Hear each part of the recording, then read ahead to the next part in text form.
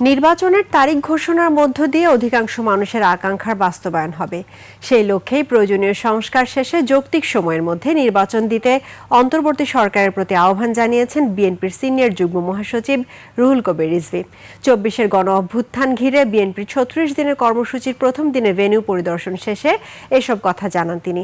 বলেন, July August গণ অভ্যুত্থানে নিহত ও আহত সকল পরিবারের পাশে থেকে দেশে গণতন্ত্র পুনঃপ্রতিষ্ঠায় কাজ করে যাবে বিএনপি।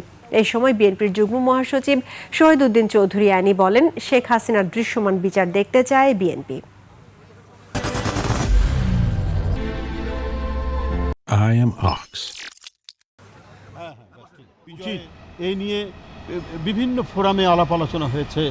দেশের অধিকাংশ মানুষ যে প্রত্যাশা করে, যে আকাঙ্ক্ষা ধারণ করে, সেই আকাঙ্ক্ষারই প্রতিফলন ঘটবে নির্বাচনের তারিখ নির্ধারণের ক্ষেত্রে এবং নির্বাচনের ঘোষণার মধ্যে দিয়ে।